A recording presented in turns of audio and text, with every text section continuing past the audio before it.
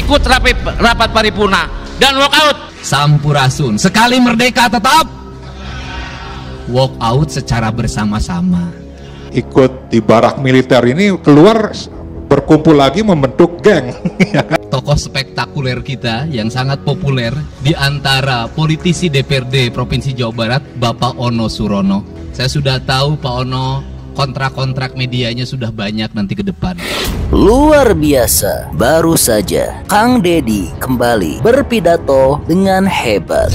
Dan hanya baru beberapa detik saja pidato dimulai, Kang Deddy tanpa basa-basi dengan lantang berani langsung menyindir Ono Surono. Tokoh spektakuler kita yang sangat populer di antara politisi DPRD Provinsi Jawa Barat, Bapak Ono Surono. Saya sudah tahu Pak Ono kontrak-kontrak medianya sudah banyak nanti ke depan. Kang Deddy juga dengan lantang menyebutkan bahwa sindiran gubernur konten yang ditujukan padanya adalah langkah yang dapat menyelesaikan seluruh permasalahan yang ada di Jawa Barat. Langkah-langkah yang seringkali kontroversi, langkah-langkah yang seringkali dianggap one man show, langkah-langkah yang seringkali dianggap terlalu sendiri dan terlalu konten, sesungguhnya adalah langkah-langkah menyelesaikan ini semua.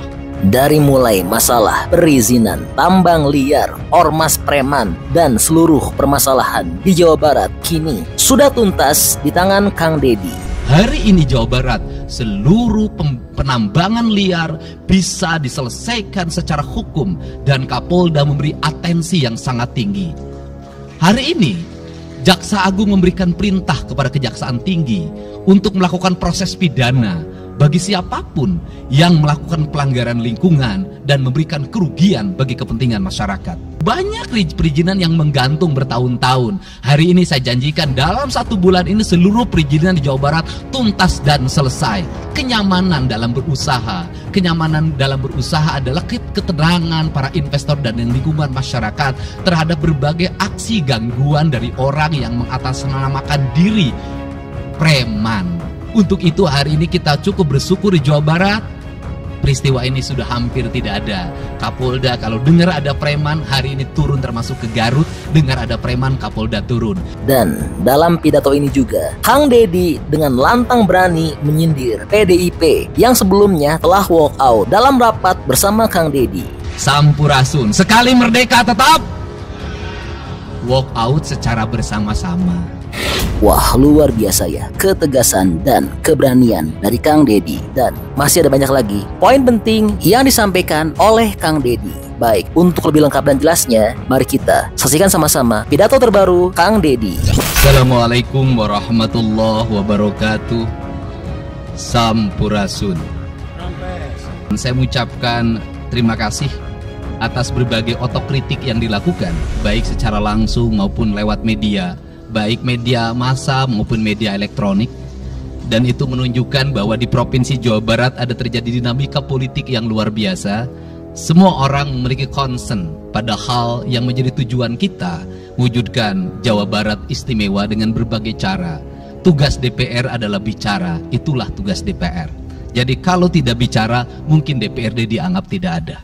Saya ucapkan terima kasih atas otokritiknya. Dan untuk khusus untuk Kejaksaan Tinggi Jawa Barat, saya sampaikan ucapan terima kasih, rasa hormat yang tinggi kepada Kejaksaan Agung Republik Indonesia atas tindakannya melakukan penahanan dan mentersangkakan Direktur Utama PT Sritek dan salah satu mantan pejabat BJB yang sudah resign atas kasus dugaan penyimpangan kredit, yaitu menyampaikan kredit ke Bank Jabar, mudah-mudahan tidak salah, kalau salah dikoreksi, sekitar 600 miliar rupiah tanpa agunan yang memadai. Dan ini langkah taktis, dan pemerintah Provinsi Jawa Barat melalui RUPS-nya sudah melakukan koreksi dan perubahan secara total sehingga peristiwa ini tidak akan mempengaruhi kinerja BJB. Saya ucapkan terima kasih. Dan semoga peristiwa ini tidak terjadi lagi di masa yang akan datang. Yang pertama, forum ini adalah forum kebahagiaan. Ada yang berbahagia hari ini, yaitu seluruh warga Jawa Barat, di mana kita bisa menyelesaikan 2 agenda, yaitu agenda pengesahan raperda tentang investasi dan agenda tentang pengesahan hasil dari LKPJ. Seluruh rakyat Jawa Barat bergembira karena rencana kita dalam melaksanakan pembangunan akan berjalan dengan cepat. Tetapi barangkali para media sangat kecewa karena hari ini tidak kejutan-kejutan lagi, sehingga viewernya mungkin agak menurun hari ini. Tetapi kita harus berkorban demi kepentingan rakyat Jawa Barat. Kita kesampingkan viewer, kita kesampingkan komen, kita utamakan kepentingan rakyat Jawa Barat. Sebenarnya konsep pidatonya sudah ada, tetapi saya mencoba menyatukannya. Yang pertama adalah bahwa kita bicara tadi tentang berbagai rekomendasi, dan rekomendasi itu juga termasuk di dalamnya disahkannya Raperda tentang investasi yang sebentar lagi menjadi perda. Apa sih yang menjadi rekomendasi? Rekomendasi pertama adalah angka kemiskinan yang masih tinggi di Jawa Barat. Tetapi saya usul pada Pak Ketua, ke depan kalau LKPJ sebaiknya para bupati wali kota diundang di seluruh Jawa Barat. Karena Jawa Barat itu pertanggungjawabannya bukan di OPD Jawa Barat, tetapi seluruh kinerja pembangunan itu ada di Pemkab dan Pemkot serta ada di pemerintah desa. Jawa Barat tidak memiliki rakyat yang terkelola secara langsung karena seluruh pengelolaannya ada di pemerintah kabupaten kota dan pemerintahan desa. Dan saya mohon nanti dipaparkan kemiskinan yang paling tinggi dalam perspektif BPS, dalam perspektif LKPJ dan analisisnya itu di kabupaten mana, bila perlu sampai di desa mana. Kemudian angka investasi tertinggi di kabupaten mana, angka investasi terendah di kabupaten mana, infrastruktur yang berproblem di kabupaten di mana, sehingga semuanya terpetakan dengan baik, sehingga nanti kita bisa mengorkestrasi antara pembangunan Provinsi Jawa Barat, pembangunan kabupaten kota, dan pembangunan desa secara bersama-sama dan berkeadilan. Kemudian yang kedua, bahwa investasi ini menjadi aspek yang utama dalam kinerja pembangunan Provinsi Jawa Barat hari ini. Kenapa? Karena satu, angka kemiskinan kita masih tinggi. Kemudian angka kemiskinan yang tinggi di Indonesia sebenarnya juga dipengaruhi oleh jumlah penduduk yang tinggi. Sehingga persentase kecil menurut Jawa Barat, tetapi menurut nasional menjadi besar. Keberhasilan Indonesia sangat tergantung terhadap kinerja pemerintah Provinsi Jawa Barat, pemerintah kabupaten kota, dan pemerintahan desa. Yang kedua adalah pendidikan. Yang ketiga adalah infrastruktur. Yang keempat, kesehatan. Yang kelima, pengendalian penduduk. Yang keenam adalah pengendalian lingkungan. Kemudian yang ketujuh adalah belanja pemerintah yang masih besar. Belanja tidak langsungnya, yaitu belanja untuk kepentingan pegawai. Yang kedelapan adalah pengelolaan aset. Seluruh rangkaian yang menjadi rekomendasi ini adalah tugas kami untuk meneruskan rekomendasinya. Tetapi yakinlah bahwa apa yang kami lakukan selama ini, langkah-langkah yang seringkali kontroversi, langkah-langkah yang seringkali dianggap one man show, langkah-langkah yang seringkali dianggap terlalu sendiri dan terlalu konten, sesungguhnya adalah langkah-langkah menyelesaikan ini semua. Saya berikan contoh. Kalau saya melakukan operasi terhadap penutupan galian C, penutupan areal-areal pelanggaran terhadap lingkungan, kalau saya mengkoordinasikan terlebih dahulu dengan jajaran saya, bisa jadi operasi saya gagal. Kenapa? Karena begitu rapat, besoknya penambangnya sudah tahu apa yang akan kami lakukan. Sehingga kejutan-kejutan itu dilakukan untuk memberikan efek kejut. Dari efek kejut itu melahirkan viral. Dari viral itu melahirkan atensi, yang pada akhirnya hari ini Jawa Barat seluruh penambangan liar bisa diselesaikan secara hukum dan Kapolda memberi atensi yang sangat tinggi. Hari ini Jaksa Agung memberikan perintah kepada Kejaksaan Tinggi untuk melakukan proses pidana bagi siapapun yang melakukan pelanggaran lingkungan dan memberikan kerugian bagi kepentingan masyarakat. Yang kedua, saya sampaikan juga mengenai bagaimana melakukan penanganan terhadap berbagai problem lingkungan yang terjadi. Nilai tukar petani yang menurun, kemudian musibah bencana alam yang tidak berhenti, perlu kami sampaikan bahwa Gubernur Jawa Barat sudah mengeluarkan peraturan gubernur yang melarang alih fungsi lahan, yaitu larangan alih fungsi hutan, larangan alih fungsi areal perkebunan, larangan alih fungsi sumber-sumber pengairan, larangan air fungsi daerah airan sungai, dan larangan alih fungsi pesawahan. Yang itu harus segera ditindaklanjuti oleh kabupaten kota dengan melakukan evaluasi tata ruang secara menyeluruh. Karena inilah jalan yang terbaik apabila kita ingin melakukan perubahan lingkungan di Jawa Barat. Kemudian, masih bicara kemiskinan hubungannya dengan pendidikan. Saya sampaikan bahwa problem kita saat ini, saat pemerintah menggratiskan sekolah sampai SMA, swasta masih bayar, maka gratis itu tidak punya makna. Saya tadi di jalan itu bertemu dengan orangnya menangis di depan saya karena seragamnya tidak bisa terbayar. Saya katakan harga seragam berapa? 1,5 juta. Saya balik, jajan anak ibu berapa? Sehari 20.000. Apa sih yang terjadi? Yang harus diperbaiki bukan hanya pemerintah, tapi juga masyarakat harus diperbaiki. Apa yang harus diperbaiki? Ke sekolahnya harus selalu gratis, tapi biaya konsumsi anaknya selalu diikuti. Apa artinya gratis kalau bekal ke sekolah 50.000 per hari? Negara mengeluarkan biaya, tapi orang tua mengeluarkan biaya. Maka kami sudah mengeluarkan surat edaran. Yang surat edaran itu sesungguhnya sebagai upaya sistematik dan menyeluruh sampai tingkat pendidikan dasar, walaupun itu bukan kewenangan gubernur, tetapi dari sisi surat edaran gubernur bisa dijadikan landasan bagi para bupati dan wali kota membuat surat edaran yang sama. Apa sesungguhnya yang menjadi alam pikiran saya?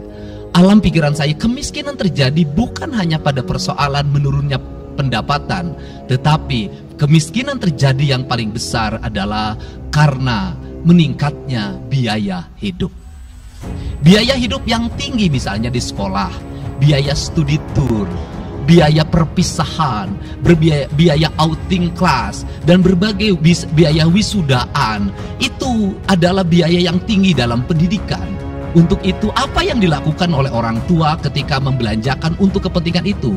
Mereka pinjam bank emok, mereka pinjam bank keliling, mereka pinjam bank pinjol, mereka pinjam NBK, dan mereka pinjam bank Pancasila. Menghentikan ini sesungguhnya, saya lagi menghentikan mereka tradisi meminjam uang dalam keadaan terdesak pada para rentenir. Dan ini strategi untuk menurunkan kemiskinan. Kemudian yang berikutnya adalah perhatian ketika rakyat sakit. Maka pemerintah harus cepat hadir menangani. Kenapa? Karena orang bisa jatuh miskin ke dalam jurang yang lebih dalam manakala dia sakit, tidak ada yang mengobati, BPJS-nya tidak mampu mengcover, biaya untuk ngontrak selama dirawat di Hasan Sadikin tidak punya, biaya untuk makan untuk keseharian tidak ada, sedangkan tulang punggungnya berhenti karena sakit. Ini juga menyebabkan kemiskinan. Kemudian yang berikutnya, kemiskinan terjadi karena rusaknya sumber daya alam, air yang hilang, sumber penghidupan yang hilang, sumber energi yang hilang, sumber protein yang hilang, sumber kalori yang hilang di lingkungan berupa kerusakan lingkungan, itu akan melahirkan kemiskinan. Maka alam yang tertata sesungguhnya adalah bagian dari upaya untuk menjaga kemiskinan. Kemudian yang berikutnya adalah belanja infrastruktur yang harus meningkat, dan itu di belanja sekarang kita sudah melihat. Itu adalah bagian dari menyelesaikan problem kemiskinan. Konektivitas infrastruktur sangat penting dalam menumbuhkan ekonomi, tetapi di balik itu kebudayaan rakyat tidak boleh diberubah. Kenapa? Infrastruktur baik bisa jadi tanahnya dijual karena mahal, pada akhirnya menjadi miskin kembali. Infrastruktur harus seiring dan sejalan dengan kerangka berpikir publik yang mengerti akan hak atas tanah. Kemudian yang berikutnya adalah pengendalian penduduk. Booming penduduk di Jawa Barat relatif besar. Untuk itu harus dibuat berbagai upaya untuk menyelesaikan problem kependudukan. Saya berkali-kali bercerita bagaimana di Majalengka saya bertemu dengan sebuah keluarga yang tinggal di kontrakan, yang ayah dan ibunya tidur ketika jam 11 siang, dan anak-anaknya berjualan di alun-alun. Jumlah anaknya 11, dan ketika saya berkunjung ke tempat kontrakannya sudah hamil lagi yang ke-12. Ini problem. Dan itu saya kemudian di Cirebon, saya berkunjung pada sebuah rumah yang listriknya baru dinyalakan lewat program Provinsi Jawa Barat. Rumahnya itu ternyata anaknya sudah 4, padahal dia baru saja menyelesaikan rumah dari pinjaman senilai 25 juta. Dan itu pun belum selesai dan rumahnya 1 kamar. Ketika keluar dari rumah itu, saya bertemu dengan seorang bapak yang meminta kepada saya untuk ber-KB. Anaknya sudah 7, dia tak mau lagi untuk anak yang ke-8. Saya katakan bahwa jumlah anak sangat identik dengan problem kemiskinan. Betul, kemiskinan tidak akan bisa diselesaikan dengan hanya mengatur kelahiran, tetapi setidaknya pengaturan kelahiran adalah bagian dari untuk menekan angka kemiskinan. Dan yang terakhir adalah dari seluruh rangkaian ini adalah belanja pemerintah harus menjadi stimulus bagi kepentingan masyarakat. Maka jumlah-jumlah proyek harus terus segera digulirkan, digelontorkan menjadi kegiatan publik sehingga banyak orang yang kuli, banyak orang yang nyapu, banyak toko-toko yang buka, semen terjual, besi terbeli, dan kemudian regulasi ekonomi berjalan. Warung-warung bisa menjadi tempat para kuli siang hari makan siang. Dan ini adalah bagian dari strategi stimulus ekonomi yang digulirkan oleh pemerintah, itu memiliki sumbangsi terhadap 12% pertumbuhan. Dan yang terakhir adalah investasi. Investasi itu modalnya ada 3. Yang pertama adalah konektivitas infrastruktur, ketersediaan jaringan air bersih. Kita jujur hari ini saya sampaikan ke DPRD, banyak perusahaan-perusahaan yang masih menggunakan air bawah tanah tapi tidak berizin. Bayar pajak tidak, jalan terus. Karena kalau dihentikan mereka pabriknya berhenti. Setelah itu apa? Mereka menjadi objek pemerasan beberapa pihak dalam setiap bulan karena dianggap melanggar perda. Tetapi kalau juga mereka dihentikan, maka pabrik itu berhenti. Dilema itu harus segera diselesaikan. Caranya bagaimana? Caranya adalah pemerintah provinsi melalui Bapeda hari ini harus segera merancang daerah-daerah yang menjadi kawasan industri, harus dibangun fasilitas infrastruktur jaringan air bersih dalam bentuk investasi pemerintah, sehingga nanti dikoneksikan dengan PAM-PAM atau PDAM di setiap kabupaten kota secara terkoneksi. Dan ini jalan bagi kita menyelamatkan lingkungan dan menorong pertumbuhan PDAM di setiap kabupaten kota. Karena apa? Karena angka pembayaran yang dilakukan oleh industri jauh lebih baik dibanding angka rumah tangga dan angka-angka layanan sosial lainnya. Itu yang pertama. Yang kedua adalah tumbuhnya iklim investasi di mana masyarakat merasa nyaman. Investor merasa nyaman ketika perizinannya cepat. Saya memberitahukan ya bahwa di Indramayu ada pabrik sepatu yang selama 2 tahun tidak mau buka hanya karena perizinan lingkungan hidupnya belum kelar. Saya ngambil langkah pasang badan, lakukan pembangunan karena itu menyerap 8.000 tenaga kerja. Kemudian di Cirebon juga seperti itu, banyak perizinan yang menggantung bertahun-tahun. Hari ini saya janjikan dalam 1 bulan ini seluruh perizinan di Jawa Barat tuntas dan selesai. Dan saya meminta kepala BPM TSP menjadi VR pemerintah Provinsi Jawa Barat untuk senantiasa tiap hari melihat data dan dokumen di setiap kabupaten kota, mana yang terlambat, mana yang mengalami hambatan. Kemudian yang berikutnya adalah kenyamanan dalam berusaha. Kenyamanan dalam berusaha adalah keterangan para investor dan lingkungan masyarakat terhadap berbagai aksi gangguan dari orang yang mengatasnamakan diri preman. Untuk itu hari ini kita cukup bersyukur di Jawa Barat, peristiwa ini sudah hampir tidak ada. Kapolda kalau dengar ada preman hari ini turun, termasuk ke Garut, dengar ada preman Kapolda turun. Ini semua stakeholder sudah bergerak dengan baik, layanan investasi sudah berjalan dengan baik. Tinggal satu lagi hambatan investasi adalah masyarakat menaikkan harga tanahnya luar biasa. Kasus BYD, kenapa mengalami hambatan sekitar 20 hektar masih belum terbebaskan? Karena rakyatnya hari ini meminta 3 juta rupiah per meter. Padahal di situ dulu 150.000, itu pun jarang yang beli. Ini problem kita. Apa peran gubernur saya sampaikan? Peran gubernur bukan hanya mendorong bagaimana investasi berjalan melalui mekanisme administratif. Saya sampai turun untuk mijitin orang yang jual agar mau jual. Dan sudah ada beberapa yang berhasil saya rayu, saya dekati dengan harga itu pun tidak terlalu rendah, harganya 1,1 juta. Itu sudah paling murah.